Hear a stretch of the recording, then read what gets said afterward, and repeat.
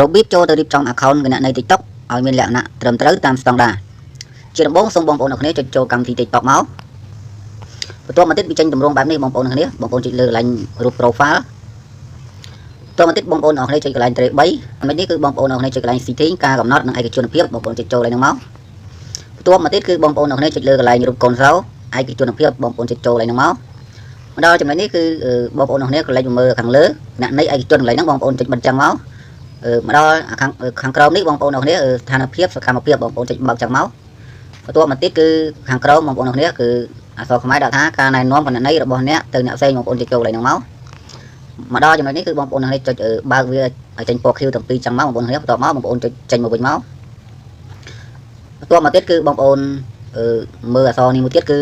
ធ្វើសកម្មភាពទំនាក់ទំនងជាមួយនឹងមិត្តភ័ក្តិបងប្អូន Facebook បងប្អូនចុចចូលឡើងហ្នឹងមកដល់ចំណុចនេះគឺបងប្អូនអ្នកគ្នាចុចបើកចេញពណ៌ខៀវចឹងមកបងប្អូនគ្នាខាងក្រោមហ្នឹងបងប្អូនបិទក្បាលបើកក្បាលដែរចឹងបងប្អូនគ្នាបន្ទាប់មកបងប្អូនអ្នកគ្នាចុចចេញមកវិញមកបន្តមកទៀតគឺបងប្អូនអ្នកគ្នាមកមើលអក្សរខាងក្រោមមួយទៀតគឺសេវាកម្មទីតាំងបងប្អូនចុចចូលឡើងហ្នឹងមកបន្ទាប់មកទៀតគឺមកដល់កន្លែងនេះគឺបងប្អូនអ្នកគ្នាខ្ញុំណែនាំឲ្យបងប្អូនអ្នកគ្នាចុចបើកកន្លែងបណ្ដាលហ្នឹងមកបងប្អូនអ្នកគ្នាពេលណាបងប្អូនចុចចេញពណ៌ក្រហមចឹងមកបងប្អូនចុចចេញមកវិញមកបងប្អូនអ្នកគ្នាបងប្អូនអ្នកគ្នាវីដេអូហ្នឹងខ្ញុំសូមបញ្ចប់ប៉ុណ្ណឹងវីដេអូក្រោយខ្ញុំនឹងធ្វើតពីវីដេអូហ្នឹងទៀតបងប្អូនដែលពេញចិត្តនិងស្រឡាញ់វីដេអូហ្នឹងបងប្អូនអ្នកគ្នាជួយចុច follow ចុចបេះដូងចុច comment និងចុចចែករំលែកវីដេអូនេះម្នាក់មួយផងសូមអរគុណ